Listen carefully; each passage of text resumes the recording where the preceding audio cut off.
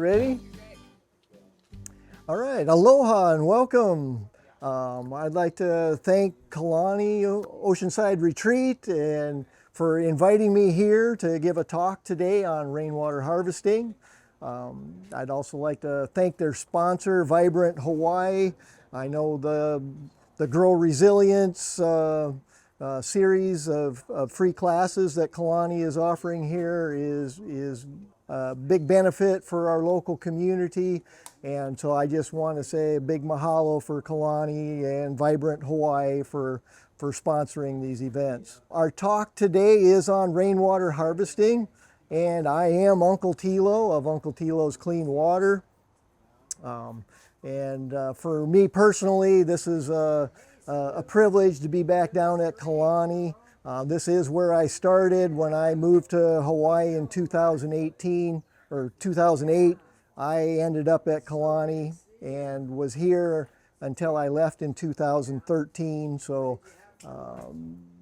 after being here for 5 years living on site, this is kind of my full circle coming back and being able to provide a little bit of a program here at Kalani for everybody that is on rainwater. And when it comes to rainwater here on the Big Island, we are one of the biggest rainwater harvesting communities in the United States.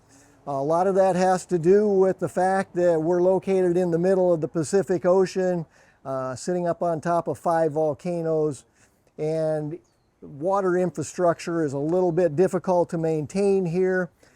For those that have been following like the eruption in 2018, we did lose some of our water lines running out to Pohiki and vacation land out by Kapoho.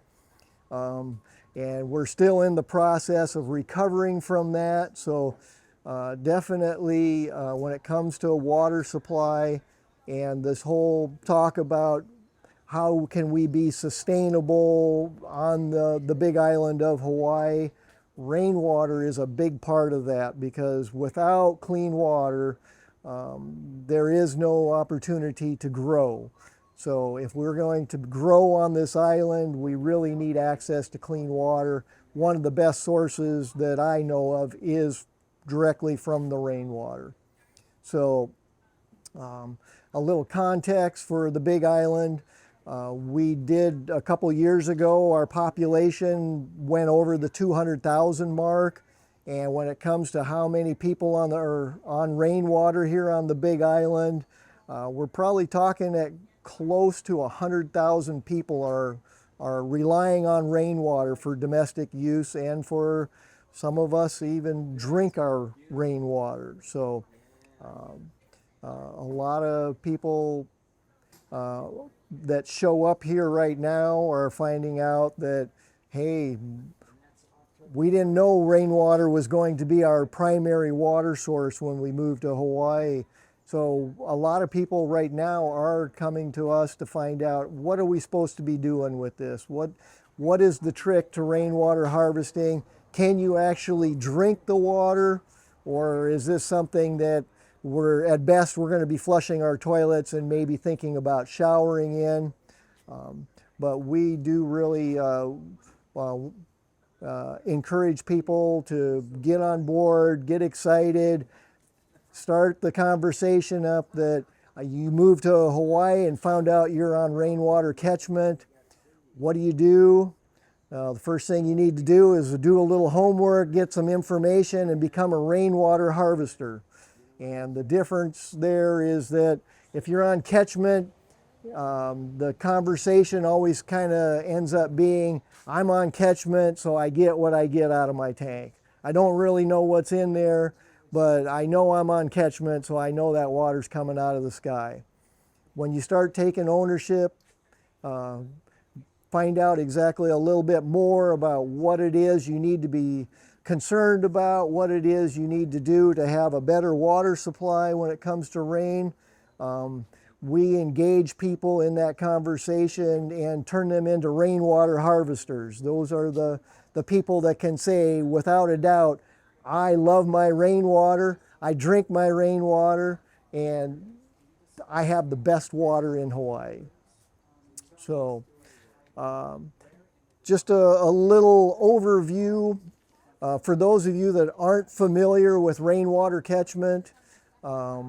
There's a number of things we need to be thinking about in our system. Basically, we're taking the rain that's fallen out of the sky, we're collecting it off of our roof, sending it through our gutters, putting it into some pipes that is our conveyance system that takes that rainwater from our gutters and runs it over into a catchment tank.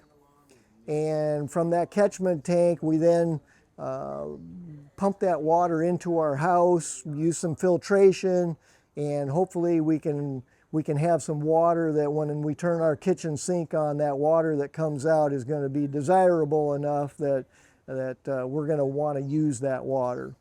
So I do this class on a regular basis. We do provide this first Saturdays of every month. We've been providing this class for 5.5 years now. Part of what we do is we pass out a little booklet. This booklet is Rainwater Harvesting in Hawaii, Just the Basics.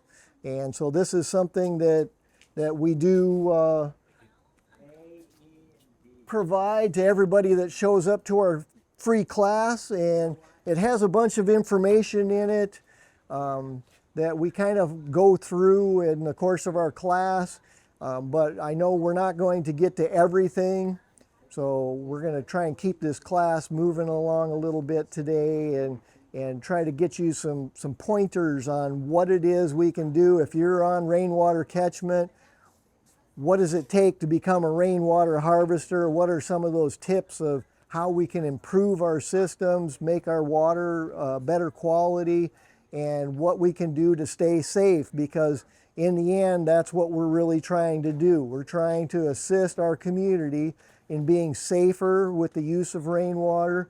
We want to keep everybody healthy, really looking at everybody's well-being. What does it take to stay safe when you're on rainwater?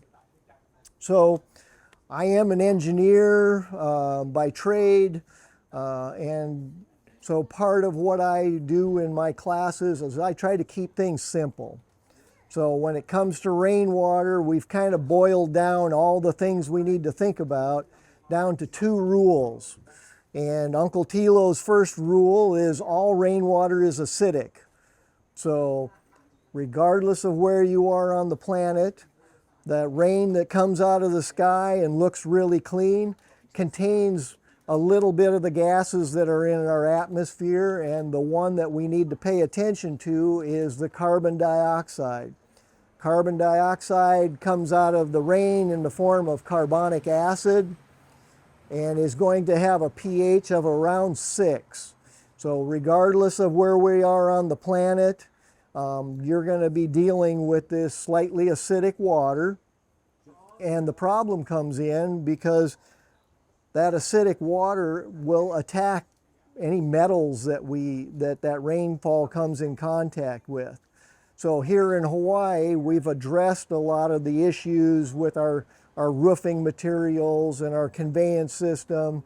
Our storage tanks are pretty much insulated from any metal contact. The thing that we haven't addressed yet is the plumbing in our houses. The plumbing in our houses, if we don't treat our rainwater, that plumbing contains pieces of brass. The brass is located in our faucet fixtures, it's located in our shutoff valves, fittings at our pump and filters, and all of that brass contains a small amount of lead. So if we pump untreated rainwater through our house plumbing, we will end up with low levels of lead. So that is a common question that I get asked all the time. You know, what is my risk for exposure to lead? Well, the easy answer to that is, are you adding minerals to your rainwater? If you're not, that pH of that rainwater is 6, it's going to dissolve a small amount of lead out of your plumbing system, so you will be exposed to low levels of lead. When I go around and look at people's setups, I always want to be taking a water test and find out what the pH of their water is. Because if we can raise that pH of their water supply up to 6.5 or higher, then that water is not corrosive enough to leach the lead out of our plumbing system. So are you at risk for lead? The thing that I would ask is, what is the pH of your water? If the pH of your water coming out of your sink tap is less than 6.5, you are at risk for lead exposure. So that's the first rule for rainwater harvesters. The second rule, Uncle Tilo's second rule for rainwater harvesting, is we're not alone in the jungle. And so when I say we're not alone, we do live in the tropics. So we are dealing with parasites, we're dealing with bacterias and viruses. There's just a lot of activity around us in the jungle that can lead to some of those different pathogens entering our water supply. So I get this question quite a bit of, well, you know, that water is clean coming out of the sky. It should be clean in my tank. And I say, wait a minute, stop right there. Where are you collecting your rainwater from? Oh, well, my rain hits my roof and I collect it off my rooftop. And I'm like, okay, so right there. We know that birds like to land on our roof. We know that every once in a while our cat will run up there. We have the occasional rat running through there at night. We always have geckos and coqui frogs up there. All these little animals contain E. coli bacteria in their waste. So just by the fact that we see birds landing on our roof, we can pretty much guess every once in a while it's going to rain right after a bird leaves us a little present up there, and we're going to end up with low levels of E. coli bacteria in our catchment tank. So just something we know that's always going to be present with our catchment water in Hawaii. And depending on where you're at in the world, rainwater is pretty commonly used in a lot of the Pacific Island nations. It's also used extensively in Australia, in India, China. All these places that utilize rainwater, they're always going to have some kind of a concern with E. coli bacteria going into their water supply from different animals. So is there something we can do to keep those animals off our roof? Sometimes there is. I would say you're going to have a tough time keeping those birds off the roof. So we just are going to assume that when I go out and look at a catchment tank, I know there's going to be low levels of bacteria in that catchment water, and I know we need to do something about that. So those are the basic things that we need to be thinking about when it comes to rainwater. And Archer has a saying that we use quite often in our advertising, and that is the quality of our water is a direct link to the quality of our health. So the cleaner the water is that we use in our house, the better our quality of health is going to be. And if we're exposing ourselves to dirty water from catchment systems, we are going to feel some of those effects. If we're exposed to those low levels of E. coli bacteria, it's not going to put us in the hospital right away, but it's definitely going to affect our quality of life in the fact that that low level of E. coli is going to take a little bit of energy out of us. It's going to make us a little slower than normal. Maybe we want to take a nap in the afternoon. That's a common one that I run into. And definitely if you're exposing yourself to E. coli bacteria, a lot of times it gives us an upset stomach. So instead of having regular meals, we may eat in the morning, but by the time we get to the end of the day, we're just not hungry anymore. So those things are something that we can address, and it's something that is our Uncle Tilo's mission. We are all about empowerment through education for clean water.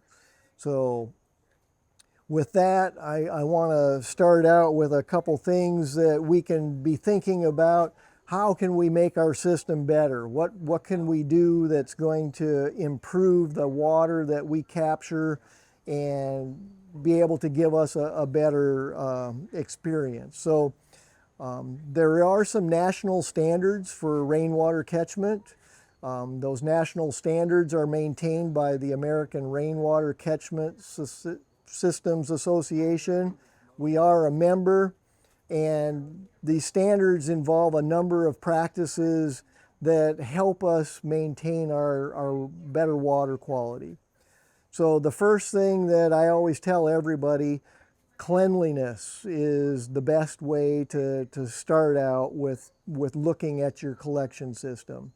And when I say keep it clean, I'm talking about, I'm taking a look at your roof, and if you're collecting rainwater off your roof, is your roof clean? Is it, does it look like it's something that when the water comes off, that water is going to be nice and clean going into our tank? If it's not clean, a lot of people here, every year or two, they hire somebody to get up on their roof, pressure wash all that grunge off there. We're talking about mold and algae growing on our roof surfaces. If we clean that off and keep that roof a little cleaner, we're going to find out that the water we collect is going to be a lot better quality. The next thing we need to look at is those gutters. I can't tell you how many times I show up and I look up at the gutter system on a house and I see grasses growing, maybe a little tree. And when you start to see plants growing in the gutters, we know it's holding a bunch of organic material. And that organic material, the longer we leave it in our system, the more time that water passing through there has for collecting some of those organics. And basically what we end up doing is making tea with our rainwater, because just like tea, those organics are available for that water to leach out some of those essential oils, and it will start turning the water colors. When you look in your tank, if you have a lot of organics in there, a lot of times that water is going to start to turn a little yellowish color. That yellow color is called tannins in the industry, but they're just essential oils coming out of the leaves, the branches, all the organics that we're holding in our gutters.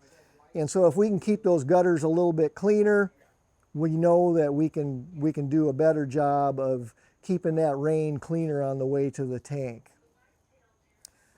So the one thing when it comes to gutters, there are a number of people that have a lot of material that ends up on their roof all the time. And sometimes it's just as simple as trimming back the vegetation from around the house. If you have a tree growing over the house that's dropping leaves constantly, trimming the branches back. Sometimes we're going to have to cut that tree out if it is just contributing way too much.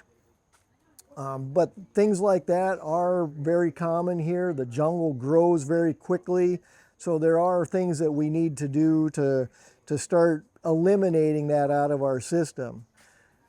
If we know we have a problem with leaves and we can't do anything else, we can start looking for components that are going to help us. So this is a gutter cover, and you'll notice that this is a solid gutter cover. There's all kinds of varieties. Some of them are mesh greens. This one is the one I like because I'm using this to eliminate albizia leaves a lot of times here. Albizia leaves are very small. They'll plug up all that mesh very quickly, but this gutter cover is nice and solid, so it passes those leaves right off, shoots them right off the top, and then all these slots under here, the water running over will actually get sucked around this little lip, and it'll actually go into the gutter without all those leaves. So this is one way that you can eliminate some of that big debris before it gets into your gutter system. It also is a great way to cover up those gutters and keep those birds from taking too many baths up there. So this is just one way that we can eliminate some of the the debris that's going on our roof. There are other components that we can use as well. One of the ones that I see quite a bit are these leaf eaters. So leaf eaters, these are produced by a company in Australia, and if you want to know who does the best job at cleaning up their rainwater before it goes into their tank, check out one of the Australian websites. They do a great job. But these are pretty common to see. These generally get mounted up on your fascia right below the downspout on your gutters. These have some nice screens in them that are going to keep all those leaves and small debris from going in there. Also keeps the birds out, keeps the rats out, keeps the bugs out.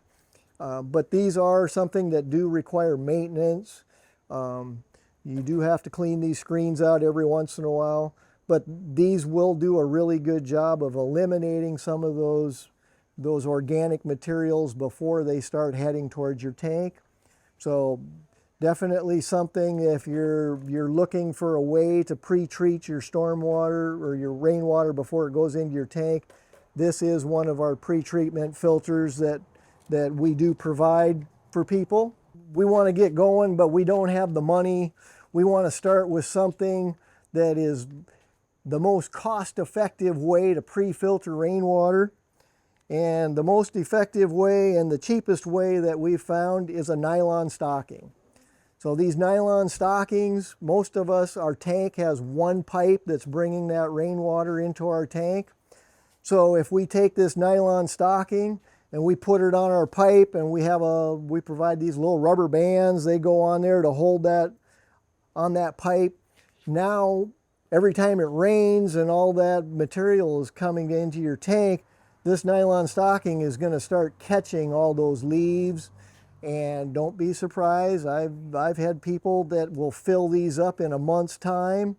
And when they do get full, these are disposable. Take it off, throw this away, put on a new one, because the longer you leave this in the catchment tank, this will end up turning into something that looks more like a tea bag to me than anything else. So this is the way that we give these out at our store all the time. It's a great way to find out how much material is going into your tank, and the more you can catch before it falls into your tank, the cleaner that tank is going to stay, and the less frequent you're going to have to clean that catchment tank. So this is an easy way to start out with pre-filtering your rainwater. If you want to be environmentally friendly and you don't want to be throwing these away all the time, we do have a basic bag, which is a mesh bag that has a little drawstring on it that you can put that on your tank, catch the material, take it out every month, dump it, wash it out, put it back on. These do work great. They'll last for years. And gives you a great way to be able to get some of that big debris out of your tank without having to clean it so often. So those are some of the ways that we can pre-filter our rain before it brings all that dirty material into our tank. There is one other upgrade that we do recommend to people quite frequently, and that is the floating intake. I don't have a design for that, but some of our flyers do have the little diagram that shows that most of us, when we take the water out of our catchment tank, there's a pipe that's sucking the water off the bottom of the tank. If we're sucking the water off the bottom of the tank, that's where all the sediment is. So if you have a lot of sediment and you're always sucking it in, that's what's getting your filters dirty all the time. If you want to keep those filters a little bit cleaner, the floating intake is just a flexible line that's going to float that intake up to the top of the water column in your tank, and instead of sucking the dirtiest water off the bottom, you're going to be sucking the cleanest water off the top. So a lot of times these floating intakes, there's a number of designs out there, but it really takes no more than just a piece of flexible hose that you can convert your rigid pipe into something that's going to float on the surface. A lot of times I'm just using a half-gallon bleach bottle as a float, recycling what I can, and coming up with solutions that are low cost and will definitely improve the quality of that water entering that catchment tank. So beyond the pre-filtering, the next thing that we really need to be talking about that is a standard when it comes to keeping our water supply clean, that is first flush. So first flush is basically about remembering that every time it rains, that rain is going to wash all the dirt off of our roof, and if there's any birds leaving presents for us up there, that first wash of water coming off the roof is going to contain the dirtiest water that's going to be heading towards our tank. So first flush is all about taking that dirty water and diverting it away from our tank. So there is a formula for how much water you need to divert, and it's based on how much water it takes to clean off any given area of roof. So the standard is 1 to 2 gallons of diverted water for every 100 square feet of rooftop. So everybody's house is going to be a little bit different in size. And just as an example, we're just going to say, okay, the average house is about 1,500 square feet of rooftop. So if I have 1,500 square feet of rooftop, how much water do I need to divert to get rid of that first flush off my roof? The answer, 1 to 2 gallons per 100 square feet, means I need to divert about 15 to 30 gallons of water off my rooftop to get rid of that dirtiest water before I start collecting that clean rain into my catchment tank. So how much storage does it take to divert 15 to 30 gallons? A lot of times I'm seeing people using that 3-inch PVC pipe for their conveyance system, and if they do have a first flush, they're going to use that 3-inch pipe as a storage container for that water. 3-inch pipe will contain 0.4 gallons of water for every foot of pipe you have. So when I go out and I see somebody that's gone to the effort of putting in a first flush diverter, and they're showing me they got 5 feet of this 3-inch pipe, and they say, this is my first flush. And I look at them and I say, okay, 5 feet, 4/10 of a gallon per foot. You got 2 gallons of water in there. So your roof is 100 square feet. And they go, no, we have 1,500 square feet. And I said, well, you got enough first flush for 100 square feet. So you're going to need to add in a little more pipe for the rest of that roof surface. So going back to our example of 15 to 30 gallons, how much 3-inch pipe does it take to divert enough water to satisfy first flush? The answer is about 40 to 80 feet of pipe. So it's a lot of pipe for a lot of people. It takes up some space. I have a first flush diverter in my system. It's about 30 feet long. It continues around my catchment tank, and I dump it out on a planter area at my back fence. And 30 feet, I'm diverting 12 gallons of water off my roof. So am I doing a great job? Not a super job, but I also manage my water quite a bit. I flush out those lines before I plug in and start collecting. So having 25 or 30 feet of pipe is kind of my minimum standard that I would recommend everybody have. If you don't have that space, there are other ways to to store that volume of water. They do have rain barrels that we can get that are up to 50 gallons. Some people go up in size with pipe dimensions, so I occasionally will see people that have 6-inch or 8-inch pipe sections that will hold a bigger volume of water. But that first flush requirement is definitely something that if you want to get rid of that dirtiest water coming into your tank automatically without having to do a lot of controls over it, having that storage volume big enough to actually wash that roof off is very important. So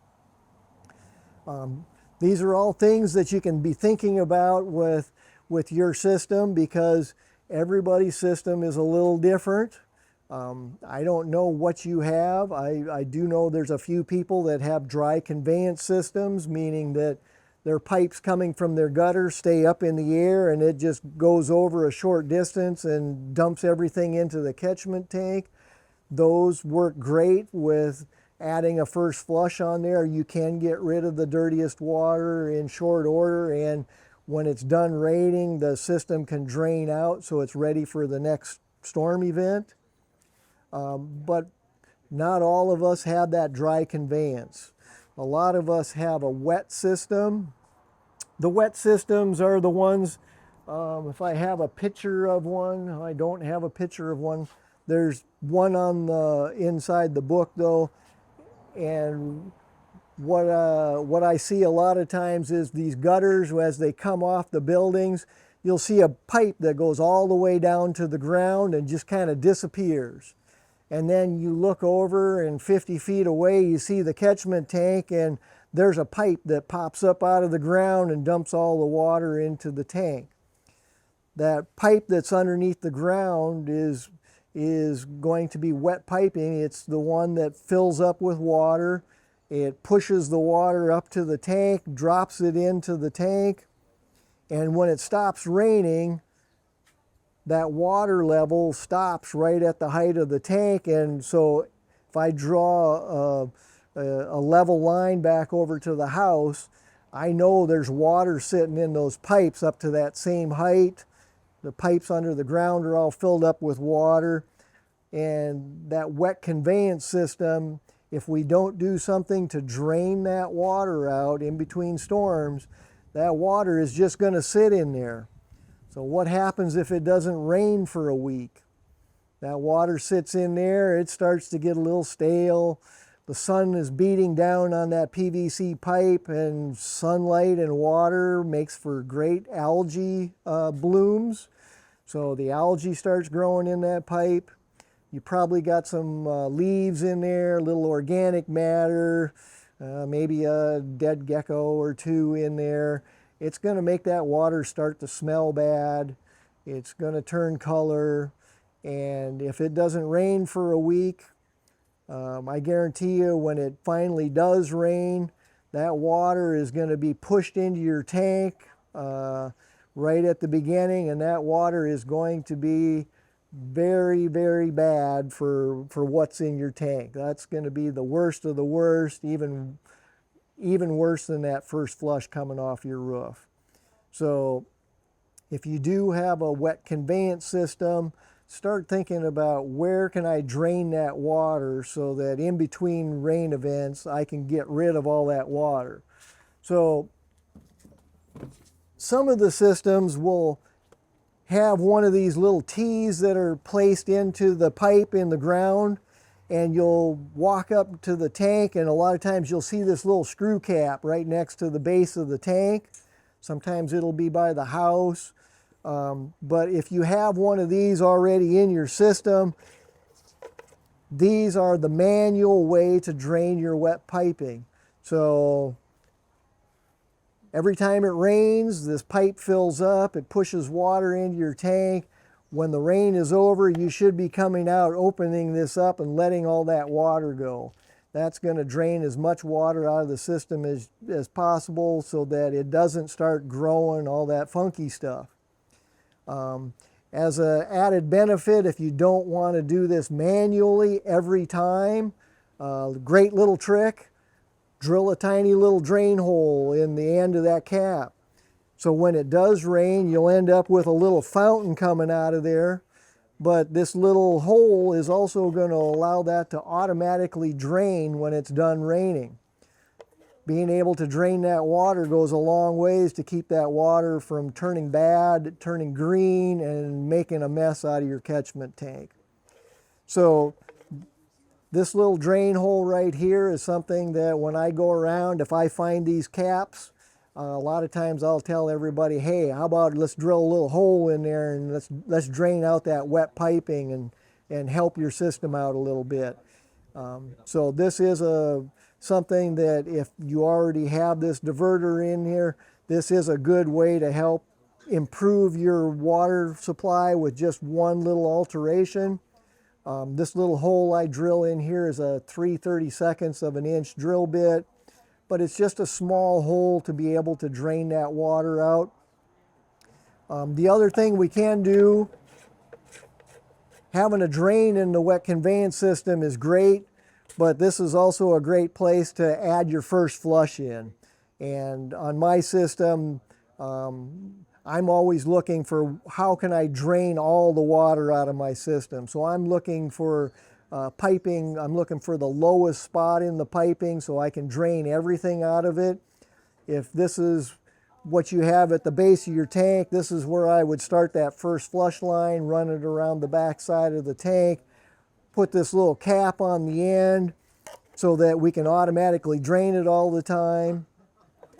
And this is also a great way that when it does come time to clean your gutters or power wash your roof, this is a very easy way to disconnect from letting that water out on the ground instead of pushing it into the tank. So I use this a lot myself for diverting that water when I'm not collecting. And that's another thing that as a rainwater harvester, you got to be thinking about how much water do we really use in a month's time. I've been on rainwater for a long time and I pay attention, so I know that for myself and Archer, we live in a house, we use about 2,500 gallons of water every month. So that means 2,500 gallons over the course of a year. I'm going to go through about 30,000 gallons of water. My catchment tank is 10,000 gallons, so I'm going to run 3 tanks full of water through my system. But having 10,000 gallons means I'm not going to use that much in a month. I'm not going to use that much in 2 months. So instead of catching all the rainwater that I catch all the time, I take this out. Once I fill up my tank, I take this cap off and I let that water go on the ground. The next month I come back and I go, oh, I still got 3/4 of a tank of water. I'm still good. I'm going to leave that cap off for another month. About every 2 months, I'm running my tank down about halfway, and that's when I go back out and I say, hey, I'm going to put that cap back on, so the next time it rains, I'm going to start catching water. I'm going to fill my tank up again before I get too low. But by doing that, I'm also not catching all that dirt coming into from every rain event. I'm leaving this open for 2 months at a time before I fill up again. And when I do fill up, I might only be collecting for, a couple days sometimes, maybe a week or two. And then as soon as I'm full, I pull that cap, start dumping all the water on the ground, because I know once I fill up my tank, I don't need any more. And the other thing as a rainwater harvester you can start thinking about is how much rainfall do you really need? I know I need 30,000 gallons of water per year to use for my household needs. Well, I have a bigger roof. I know how much water I collect. And for me, 30,000 gallons means I need to collect 20 inches of rainfall per year to satisfy my water needs. How much rain do we get here in Lower Puna? Last year, I think we got something like 120 inches. So I only need 20 inches of that for my water needs out of that 120. So that means when I'm collecting my 20 inches and then I take that cap off, I'm letting 100 inches of rain run out on the ground. That benefits me because I'm not getting my tank dirty all the time. Whatever's going through my system, it just ends up on the ground. I'm watering plants. I got some very happy bananas, but I'm avoiding a lot of that dirt going into my system. So if you really get involved and you want to do a really good job for harvesting rainwater and having all of your water needs met, it's a good idea to figure out how much rain you actually need to catch to provide yourself with all that water. And if you get more rain than you're ever going to use in any given year, definitely disconnecting your system and letting that water out on the ground is a great way to not collect all that dirt that's going to be coming through with that material as well. So something that we're just talking some basic math, and if you want to have some more ideas about how much water you collect off of your roof, how much water you go through on a monthly basis, our crew at Uncle Tilo's can definitely help you out by figuring out how much water you do collect, how much you're using on average, and give you some pointers on how often you should be filling up your tank or disconnecting it to avoid some of the buildup of all this dirt in your catchment tank. The next thing that we really need to talk about is the big controversy, and that is, as rainwater harvesters, what do we do with all that stored water in our tank? And I know I've been here long enough that I get a lot of people that tell me if their tank is full, that's all they need to know, and it doesn't matter what's inside there. As long as it's full, we're good. And I'm going to probably have to be a little firm on that and say that's probably not a good idea. And the reason it's not a good idea is because we know we're collecting a little bit of animal waste off our roof every time it rains. And so that E. coli bacteria that's getting into our tank starts to build up. And if we don't do anything, those E. coli bacteria colonies are going to grow, they're going to become worse and worse, and at some point they're going to become a little dangerous to be exposing yourself to. So what do we do to stay safe when it comes to all those pathogens and from the acidity of our water? And that's where we come in, where we are advocates for treating our catchment tanks on a monthly basis. And when I say treat the catchment tanks, what we're really talking about is adding bleach and minerals on a regular basis to kind of avoid some of those common problems that we're having. So one of the most common minerals that we're going to be talking about is baking soda. So most people have heard that, oh yes, bleach and baking soda. Baking soda, that's a good mineral to add. So we're going to talk about that a little bit. And we're going to talk about bleach. And bleach is our form of chlorine that we're using to disinfect and kill some of those pathogens. And I like using a brand name bleach, and what I'm looking for is the one that's labeled as disinfecting bleach.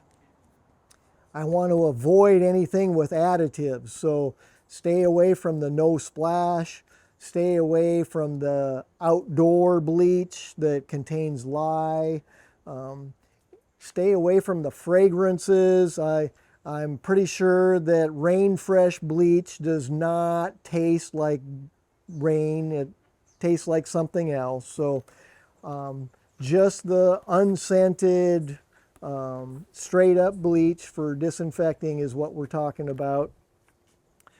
And so in our little booklet, there's the center page is in here. go through what we recommend as our procedure for going through and performing monthly maintenance on our tank every month. So there's a couple things that we always want to do on a monthly basis. The first one is take a look at the roof, check out the gutters, make sure there's no weeds growing in there. We can check our little wet piping drain, make sure that's not plugged up, make sure everything's working good. And then we go to our catchment tank, and the first thing we want to do is open up that catchment tank and take a peek in there. And when I go out and look at these tanks, I'm doing a couple things. The first one is I'm going to get out my pool testers. These pool testers are doing a couple things for us. This is the one way I know really quickly if you're treating your tank, because it's going to give me a pH value. It's also going to tell me if you're putting minerals in, it's going to tell me, do you have enough minerals or do you need to add more? And so when I do these little tests, the first thing I do, I stick it in the water, pull it out, and take a reading. The first thing I want to know is is that pH 6.5 or greater. If it's less than 6.5, remember we're corrosive enough that we pump that through our house, we're going to be dissolving a little bit of lead out of the plumbing system. So if it's less than 6.5, we know we need to add minerals. So if we do add minerals on a regular basis, there's a alkalinity value on here. And the alkalinity that I recommend for these catchment tanks is between 40 and 80 parts per million of carbonates in there. And for that level, my testers that I use are going to turn green on that test strip. So if that little test strip turns green, I'm happy. I know there's some minerals in there. Is there enough? That's where that pH reading comes into play. So once we know what those values are, we know if we have to add minerals or not. We know that we're always going to be adding bleach. So back to what we're going to do next. On our little water report card here, there's a little yellow block over here, and that yellow block contains the magic formulas. People ask me all the time, how much bleach, how much baking soda, what do we need to be doing? Nobody seems to know all the time, but these are the formulas just based on chemistry of what it takes to add the bleach and the baking soda into our catchment tank safely. So starting with the bleach, the first thing we need to know is how much water is in our catchment tank. Everybody's got a different size catchment tank, and you're going to have to figure that out to know exactly how much water you're going to be treating. The most common size that we have here is probably the 10,000 gallon catchment tanks. That's what mine is. So if I go out to my catchment tank and I just filled it up and I got 10,000 gallons of water in there, the normal dosage for bleach is 1/4 cup per 1,000 gallons. So if I have 10,000 gallons divided by 4, I'm going to add about 2.5 cups of bleach to my tank on a monthly basis. That 2.5 cups, when I go to pour it into my catchment tank, guess what? Bleach is heavier than water. So when you pour that bleach into your catchment tank, it's going to sink right to the bottom. And so if we leave it there, it's just going to work on one little spot. That's all the further it's going to go, and we're not going to get to everything. So because bleach is heavier than water, we need to be thinking about how we're going to mix that up in our tank. So we live in Hawaii, so everybody's got a canoe paddle hanging around. So grab that canoe paddle, and you can start paddling that tank, and you want to get that water spinning in there. Get that bleach all mixed out throughout the whole tank. If you're using a canoe paddle, it's going to take you about 5 minutes to get that tank mixed up nice. I don't always have a canoe paddle with me when I'm out working on people's properties, but I do use my measuring cup every once in a while, and it's the same process. I just use my measuring cup as a scoop, start paddling in one direction, and I want to see that water get spinning in there to mix that bleach in. Of course, I do work on a lot of tanks, so I cheat a little bit. Most of the time you're going to find me out there with a cordless drill with a mortar bit on the end of it, no sharp edges, but I stick my cordless drill in there with my mortar bit. I can spin that water in about 2 minutes. Speeds up my process, and I don't have to get the workout for paddling my tank all the time. But mixing the bleach in is very important, because like we said, if you don't get it mixed up, it's not going to treat all that water. So that E. coli is going to be everywhere in your tank. And if you don't mix that up, the E. coli bacteria on the far side of the tank is just going to laugh at you pouring that bleach in over on the other side. And bleach does not last very long. Bleach will react quite quickly. So when I add bleach into a tank, I usually figure that depending on how clean the tank is, a really clean tank, the best I'm going to do with that bleach is 1 to 2 days before that bleach is gone. That means I'm adding it in every month just to knock down those bacteria colonies. But after a couple days, that bleach is going to be gone. What I'm drinking does not contain chlorine, but that whole rest of the month, when that bleach is gone, those low levels of E. coli bacteria are going to start building up again. So just be aware that the use of bleach is just to knock down the bacteria on a monthly basis to keep it from getting too bad. So the other thing that I do find quite frequently is when I look in those tanks, sometimes they don't look the cleanest. Maybe they got a little yellow color in there because we're making a little bit too much tea. Maybe they're, you start looking in there and you see, oh, I got all kinds of coqui frogs in there. The geckos are running out. Why are all these critters in there? And most of the time, I'm going to tell you, if you're seeing coqui frogs and geckos in your tank, the reason they're in there is because you're feeding them.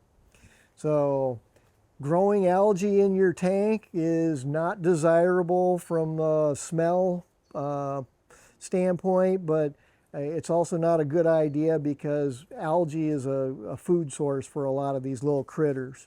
So if you see critters in there, that's probably because you have algae. And if the tank looks a little dirtier, I'm probably going to recommend you use a little bit more bleach than just that 1/4 cup per 1,000 gallons. A 1/4 cup per 1,000 gallons results in 1 part per million of free chlorine. As soon as you add it, though, it's going to start reacting. When I get the phone calls and somebody says, hey, I found a couple dead coquis in my tank and the water's smelling a little funky. What do I do to disinfect all that?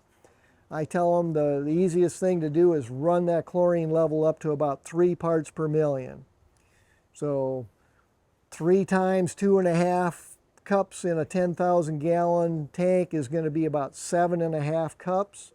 So we're talking about a 1/2 gallon of bleach in a 10,000 gallon tank is going to do a lot more to disinfect that tank and clean it up if it does look dirty. Definitely, if you're finding dead coqui frogs floating in there, I would be thinking about, adding that extra bleach in there to get that cleaned up. That bleach is going to remove the odors. It's going to remove, the discoloration in the water. It's going to make it smell a lot better, and it's going to make it a lot safer for us because if we're washing our hands or washing our body in that water, we know we're sucking it out of a tank that has some dead animals floating around in it.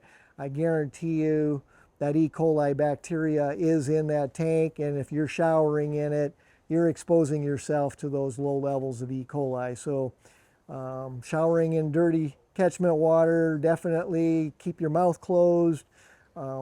But you can do a lot by just going out and treating your tank on a monthly basis keep that water a little cleaner, and you're going to have a much better experience in the shower. So the next component we're talking about is minerals.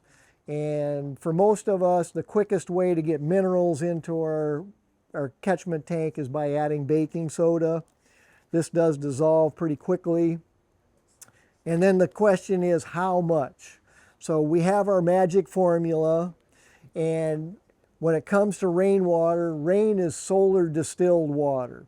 So it's soft water coming out of the sky, has pretty much very little along the lines of alkalinity. It may pick up a little bit of bird poo and organic material off your roof. So when it comes to how much alkalinity is in the rainwater in our tank, I would say untreated rainwater has an alkalinity of less than 10 parts per million. If I want to get our tank up to that 40 to 80 part per million of alkalinity, I'm going to start by treating your tank with 40 parts per million of baking soda. So using the numbers on our little magic formula, if you have a 10,000 gallon tank and you want to put 40 parts per million in it, I do the math and I come up with about 6 pounds of baking soda. That's what I'm going to do the first treatment. Put that 6 pounds in there. I can mix it up to speed up the process, but I guarantee you baking soda will fully dissolve in that tank because that water is looking for some kind of mineral to react with. It wants to neutralize that acid in the water. So starting out with 6 pounds of baking soda in my 10,000 gallon tank, that will get my alkalinity up into the good range. It's going to bring that pH up to 7.5 or greater. It's going to give me some alkaline water in that tank, and it's going to be much less desirable for the kokies and the geckos and bacteria and viruses. Nothing likes alkaline water except for our bodies. So as an alternative, I know adding baking soda on a monthly basis is not something that everybody does. So we do have a product here that we sell. This is our Acid Rain Mineral Pack. This is the same minerals that the water treatment plants are using. It's calcium carbonate and magnesium oxide. It's just going to add carbonates to the water, and unlike the baking soda releases sodium into the water. Sodium makes the water feel slippery like a water softener. This releases calcium and magnesium into your water. This is what makes mineral water taste sweet. So in my catchment tank, when I have all this calcium and magnesium in my water, when I drink my catchment water, it does taste really sweet. Rainwater without minerals is going to be pretty flat tasting. But our Acid Rain Mineral Pack is designed to go into these catchment tanks. We float it in a little pool float in the tank itself. So every time it rains, that fresh rainwater has a mineral source to attack and neutralize itself, so that my pH always stays up on my water supply. I don't have to worry about it dropping below 6.5. These minerals are also the same minerals that are found in concrete. So people that have concrete cisterns, good news, you already have these minerals available in your concrete cistern. The bad news is the rain is going to eat those minerals out of your concrete tank. So in about 40 years, plan on seeing some leaks coming out of the sides, because that water will end up eating all the way through your concrete. Good news is, though, you can always add this into your concrete cistern and give that rainwater another source of minerals before it eats all the way through that concrete.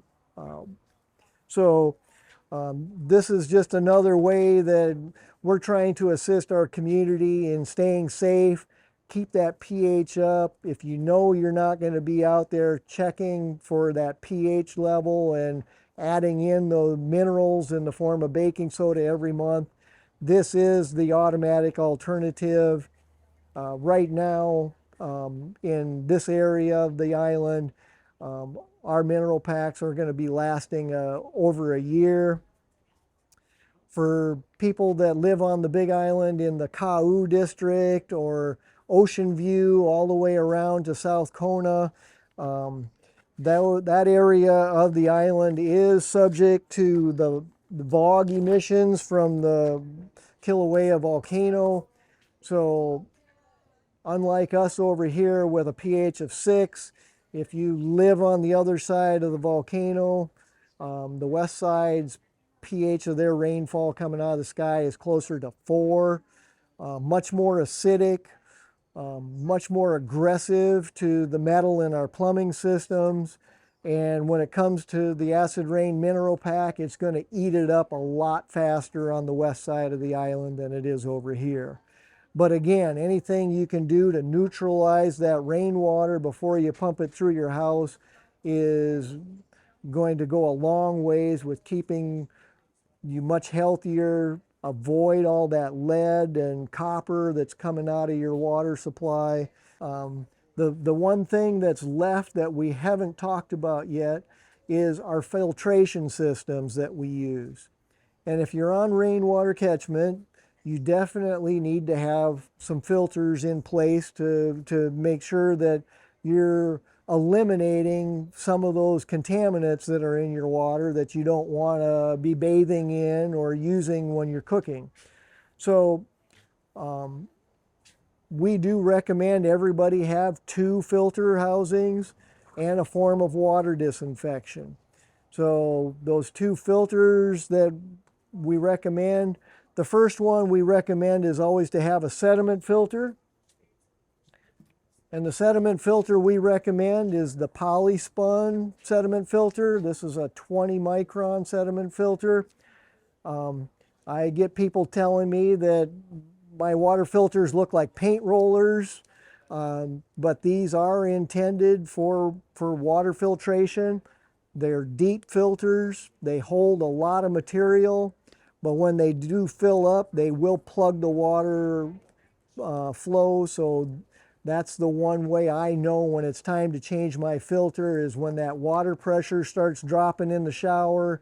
It doesn't feel quite right. I know that the only thing that's holding that water back is a dirty water filter. So changing out that sediment filter is something that I do on my system about every 3 months.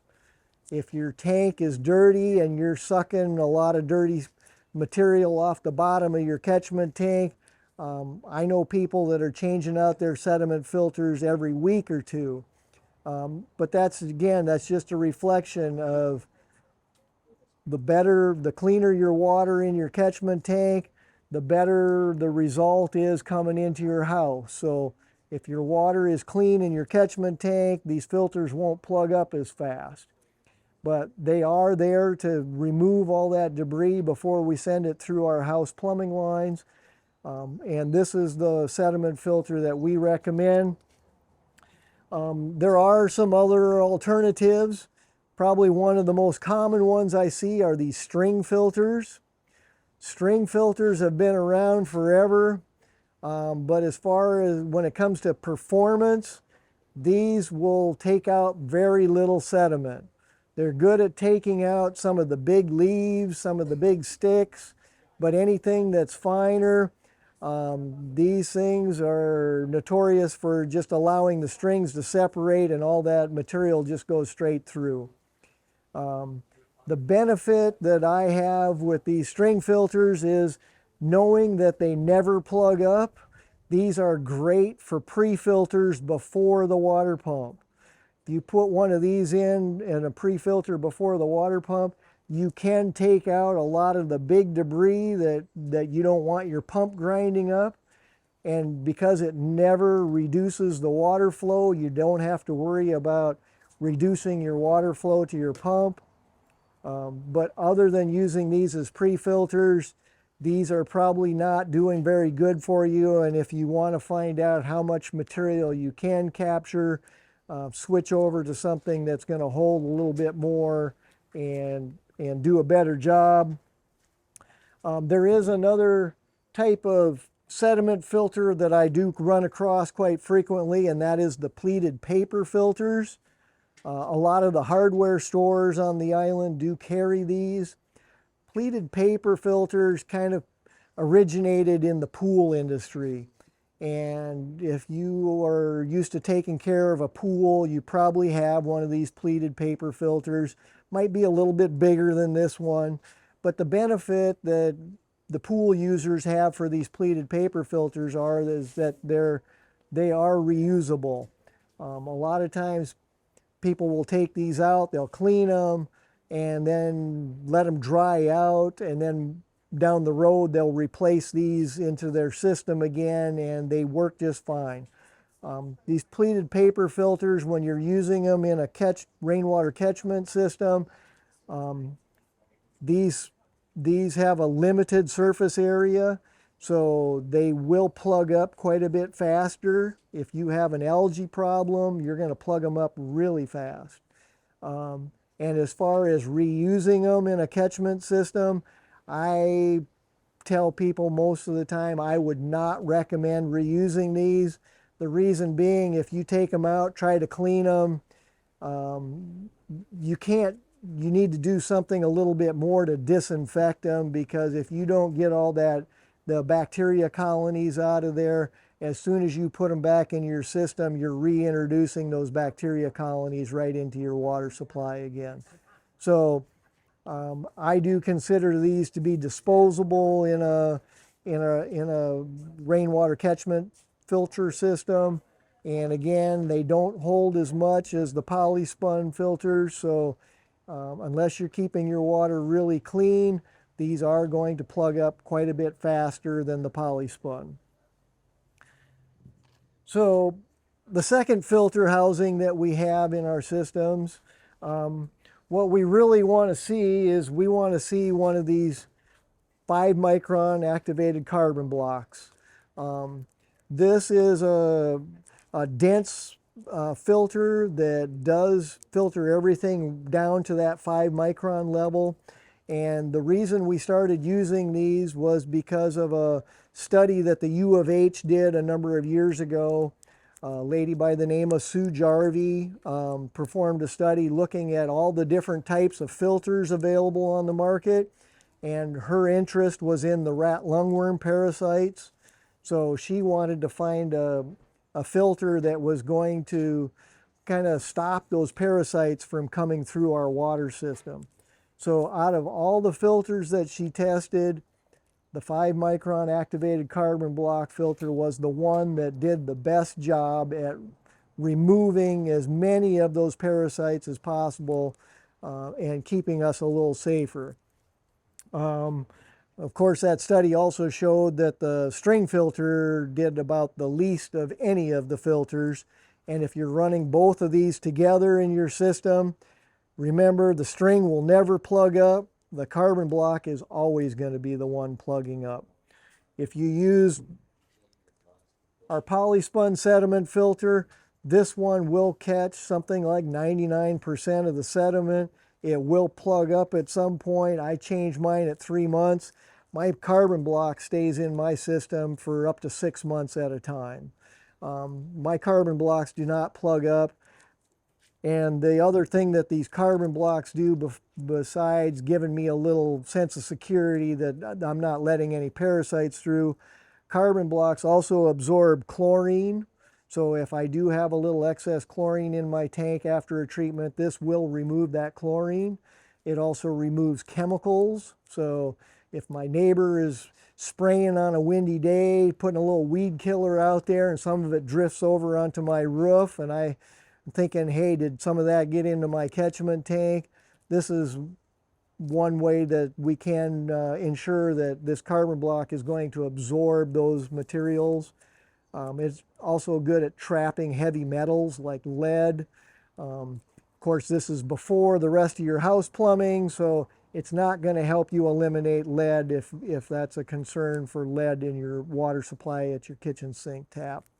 So, but this is the carbon block that we're talking about when we say, you know, this is the second part of our filtration system.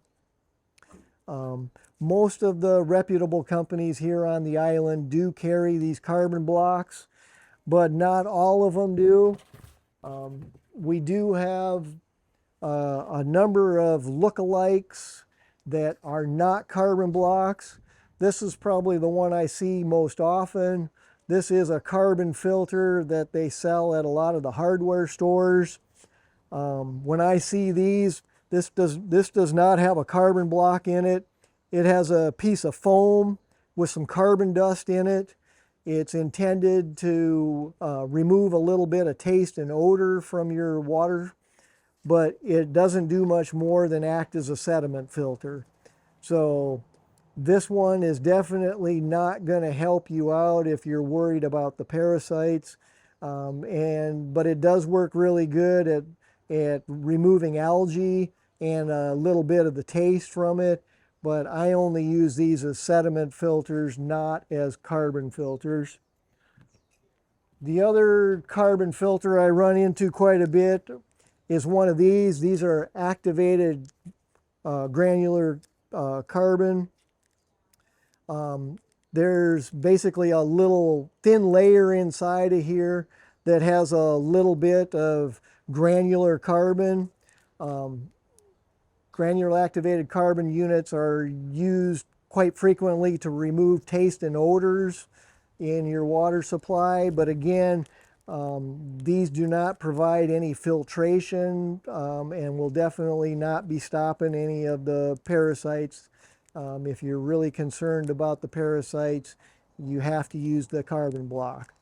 So I do see these quite a bit, and I always tell everybody that, hey, you know, very minimum as a filter. It's helping with a little bit of taste and odors, but you're not filtering anything down for the next phase in our filtration system, which is generally going to be our water disinfection. So in my system, I'm using Quantum water disinfection products. We are the distributor for all of Hawaii Islands. This is a technology that came out about 10 years ago. We have been distributors for Quantum now for 5. We have 6 different products. This one is the inline unit for a whole house. This will provide treatment for all pathogens up to 12 gallons per minute. So in my system, this is what I rely on to make sure that I'm killing all of the bacterias, the viruses, any small parasites that might be coming through. I'm killing them with this unit in my system so that when the water comes out of my kitchen sink tap, I feel confident that I can drink that water and I know it's safe to drink. So this is the product that we provide. If you want to know more about it, definitely stop by our store in Pahoa. We're in the old shopping center right next to Pahoa Fresh Fish, best fish and chips on this side of the island. But if you don't have one of these, a lot of times the older technology that I run into all the time is the UV treatment.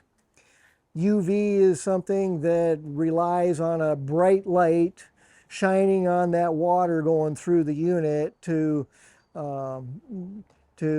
damage the cellular structure of some of these pathogens.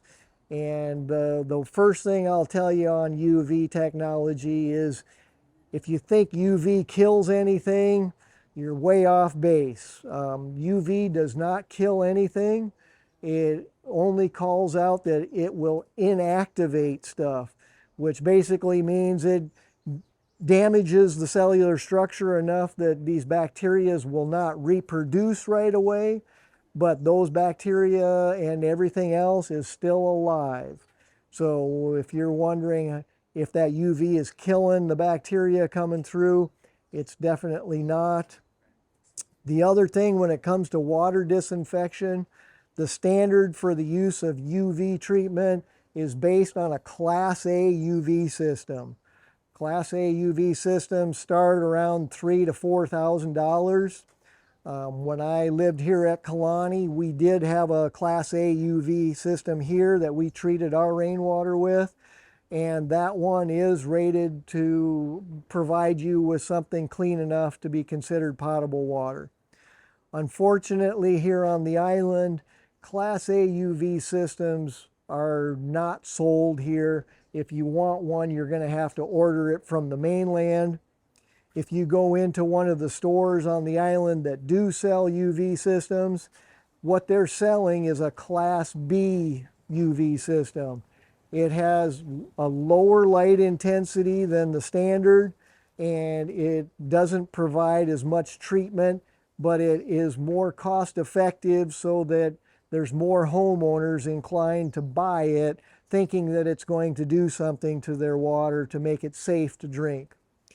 And the thing with that is, if you're using a UV system and it's a Class B and you're drinking your water, the best thing you can be doing is making sure that the water in your tank looks and smells the best, because the better the water in the tank, the better the water coming out of your tap is going to be. And UV, other than recognizing that it has limitations, Class B UVs come in all different sizes. The small ones are only intended to treat 5 gallons a minute, so we're talking a very small system. Most of our whole house systems are going to need to have a rating closer to that 12 gallons a minute. And there's a lot of different options, a number of different brands. Some of them have a little bit higher light intensity, trying to do a little bit better job of treating that water going through the system. But you do have to be aware of those limitations and know that there's some things that that if you're fighting certain conditions, like say you have a cast iron water pump, what does cast iron do with the presence of corrosive water? It starts to rust. Once that pump starts rusting, it starts flowing through. It'll plug up your filters, but some of that rust is fine enough. It will get through the filters, and it's going to end up in that UV system. That UV system has a clear quartz sleeve inside there that the light bulb goes inside, so that the light bulb can shine into the water. But if you have rust coming through your system, that rust is going to build up on the outside of that quartz sleeve. And so over time, you're going to turn that quartz sleeve into a pair of sunglasses. It's going to prevent the light from going through and doing anything to those pathogens in your water. So if you have rust issues, it's just another one of those reminders that rust in your system is going to affect the operation of your UV system. And so when it's time to change out that UV bulb, you might also be needing to think, hey, it's time to take out that quartz sleeve and find out if I'm still letting light through into that water. I didn't bring an example, but I do have some quartz sleeves that are totally orangish brown that do not let any light through whatsoever. So if you're going to be spending the money on these UV systems, make sure they're working good. And that kind of brings us to the last part.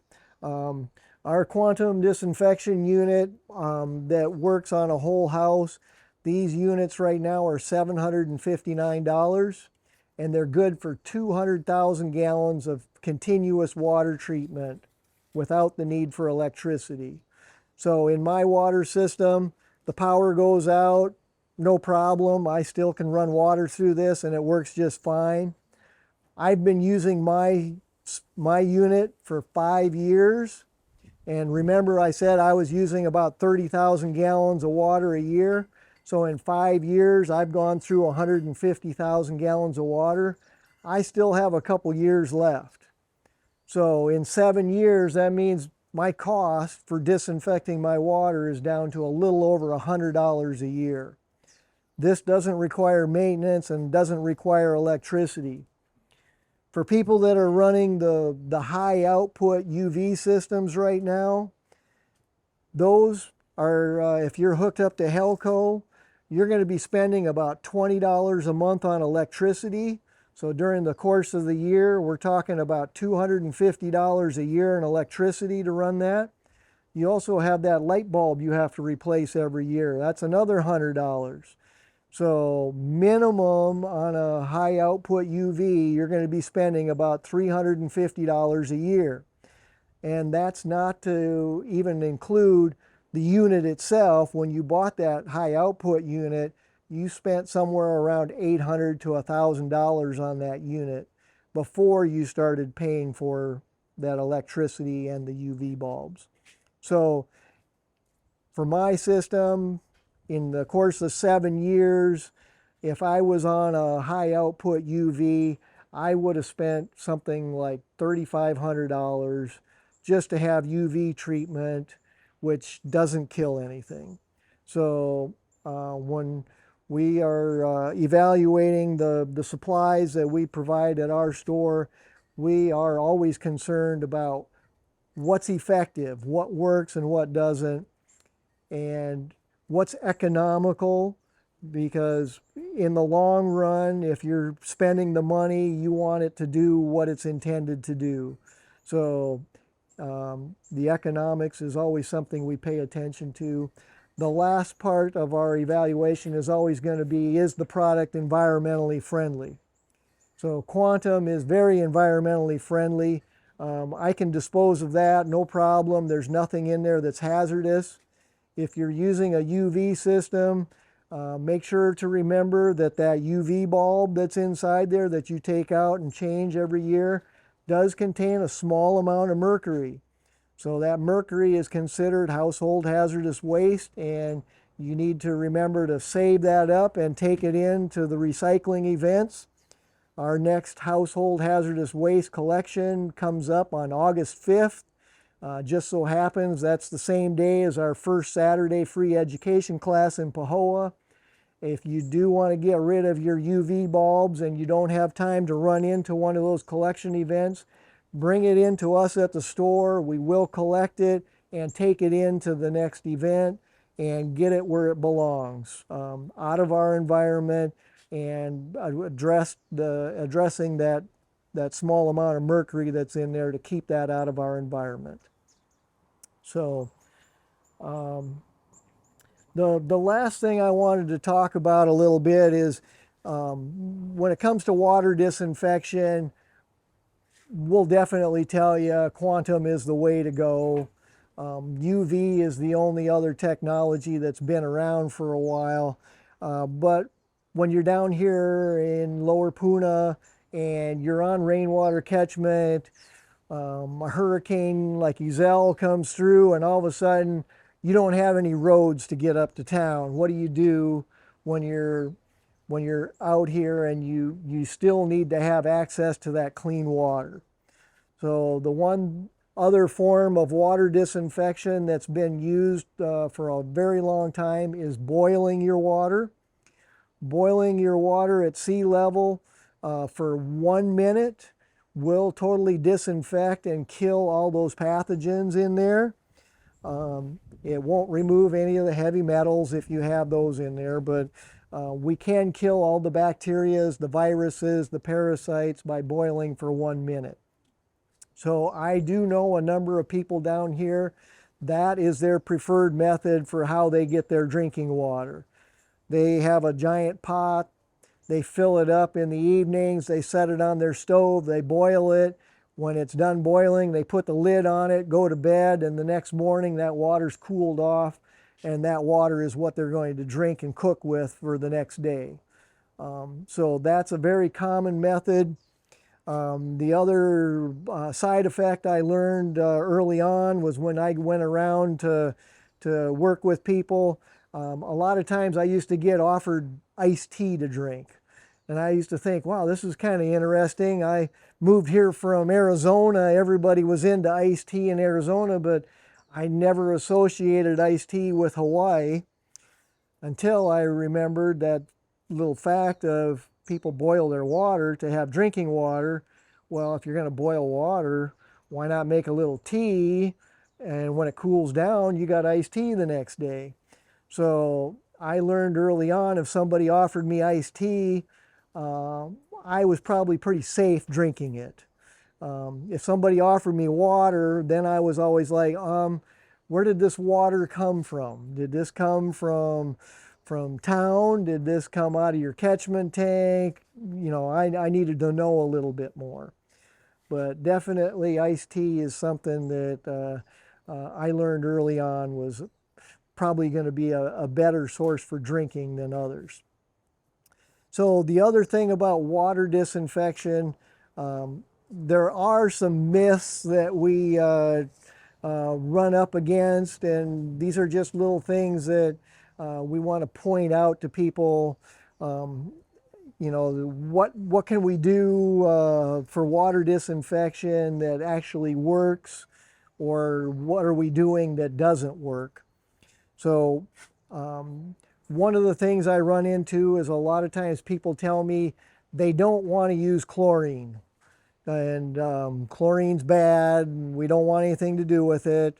I do try to remind people that we, in our country, we've been using chlorine in municipal water systems for over 100 years.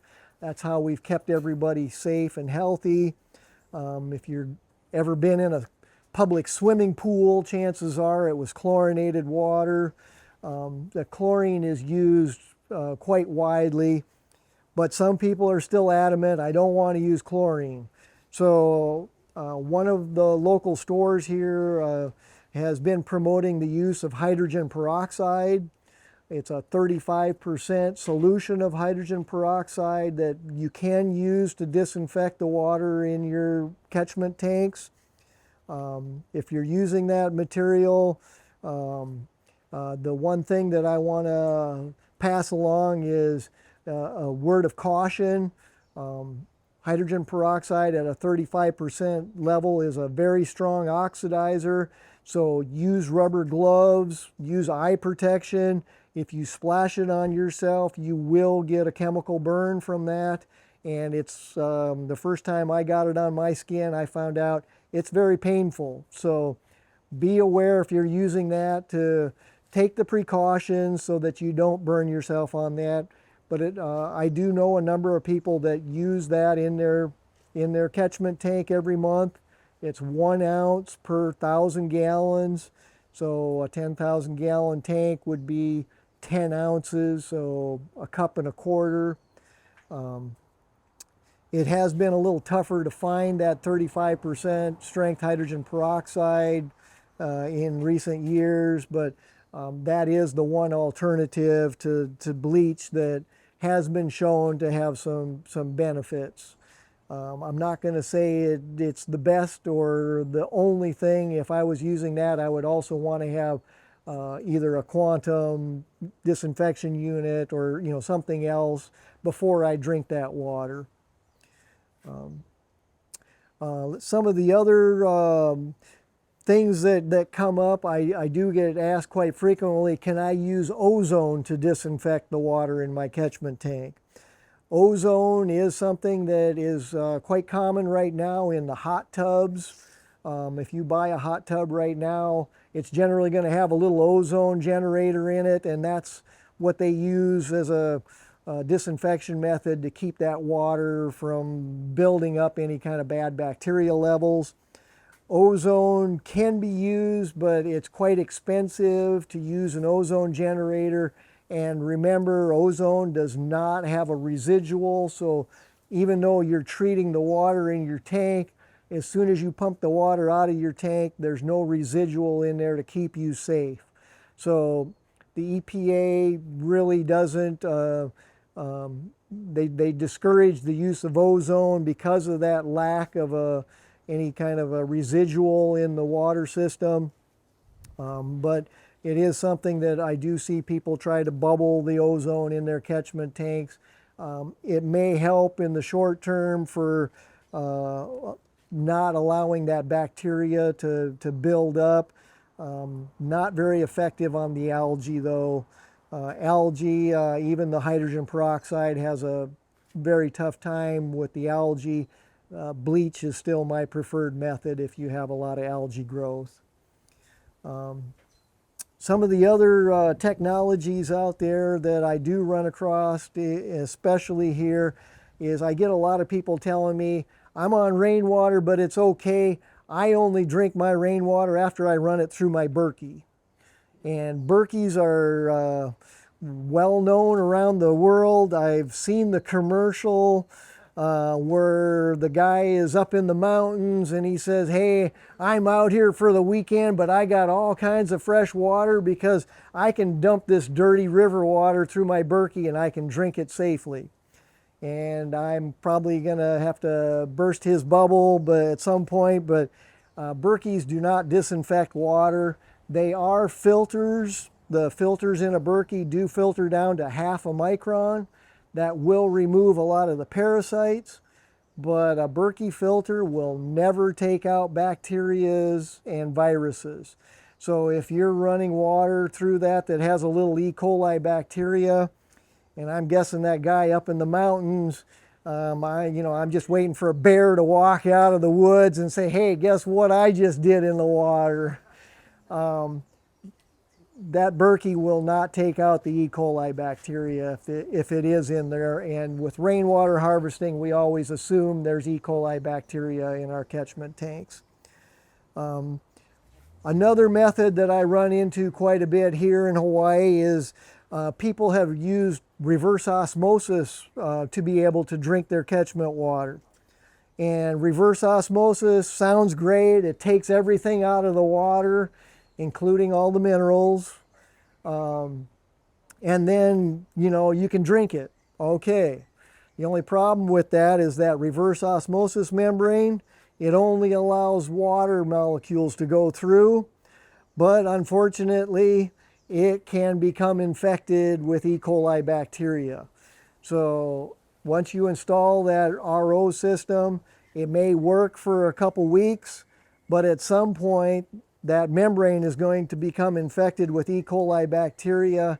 So you may be generating all of this water with zero alkalinity, slightly acidic, but it's going to contain low levels of E. coli bacteria. And so as a note on that one, if you're really wondering, hey, I'm on rainwater catchment, how safe is my water? Well, the one indicator that most of us are using for that is the presence of E. coli bacteria. So I can't see E. coli bacteria in the water. If I smell some water, maybe I'm going to guess it's got E. coli bacteria in it. But the only way that I'm going to know for sure is I'm going to have to test. So we sell these little test kits. These are the best on the market. This is coming out of Canada. These little testers, you do them at home. They will detect 1 colony of E. coli bacteria in a water sample. Does take 2 days to run the full test, but these are very helpful for collecting a sample at your kitchen sink, setting it in the windowsill, and then watching for a simple color change. When you collect your water sample, it's going to be yellow, and I think there's a picture in the center section in there on the booklet. That yellow color is just the indicator and the nutrients in there that are going to promote bacteria growth if there's any bacteria colonies in there. If there's 1 colony of E. coli bacteria in that water sample, it's going to turn that sample red. As soon as you see that red, I know that's dirty water. A lot of times what happens when I take water samples, that red color is going to show up within a day. And by the time I get to 2 days, that thing is going to be dark purple, almost black color. That just means that it's really dirty, so that's something you really want to avoid. So testing your rainwater for E. coli bacteria at your kitchen sink is a great way to know what you're exposing yourself to, if anything. And remember, if you do find E. coli bacteria and you ask me what can I do about it, I'm going to tell you, I got something that kills bacteria every time, guaranteed. So bleach is a kind of my standby. I know that that's something that's going to kill that bacteria if I find it in there.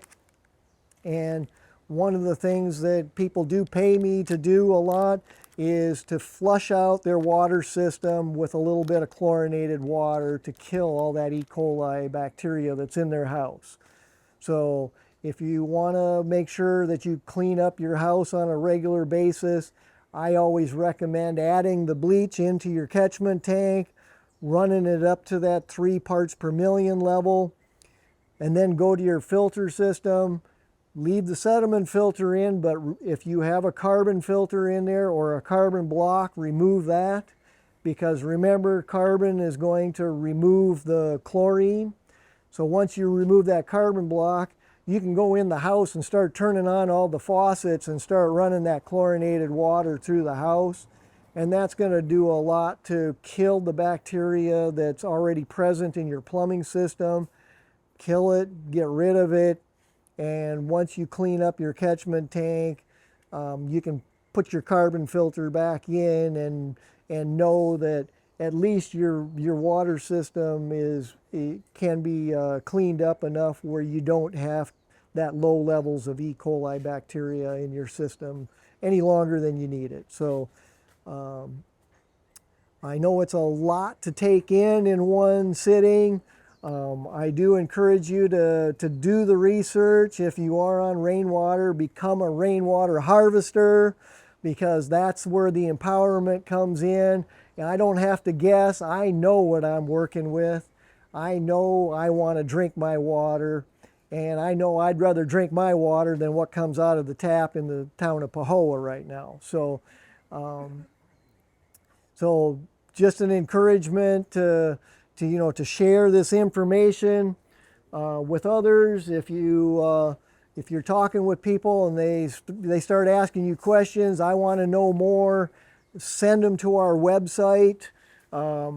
We also encourage you to send people to our website and our class as another way to promote the safe practices around our catchment system.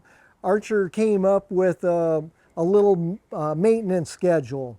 This is something that she decided, hey, if we really want to bring attention to, the quality of our water when it comes to rainwater harvesting, we need to have something that we can advertise. So she's been passing these out.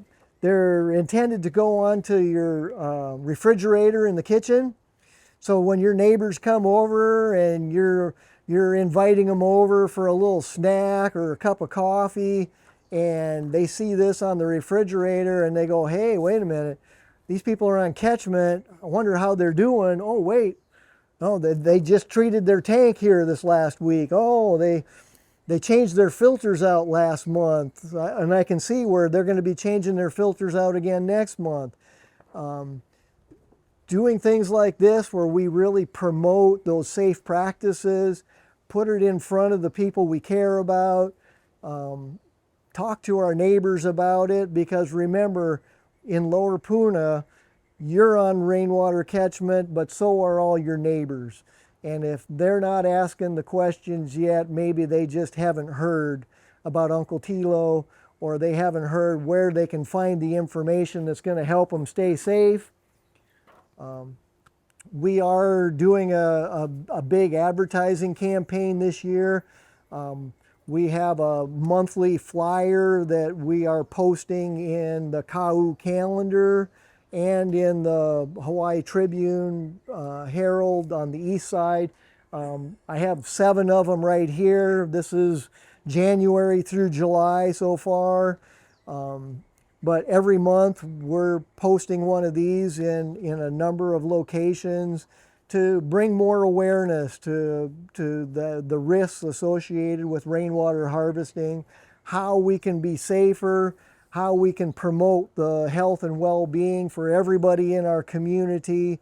And we really just want to make sure that there is a voice out there that is available to help people because a lot of people do have questions. And so if you know people with questions, send them to us. We're always available, and come find us and join the conversation, and let's empower our community to be safer, happier, and healthier. So with that, I'd like to close. And again, mahalo for Kalani and Vibrant Hawaii for sponsoring these events. Get involved, stay involved, and if you got questions, come look for us. So thank you. Please consider subscribing or leaving a like if you liked this video.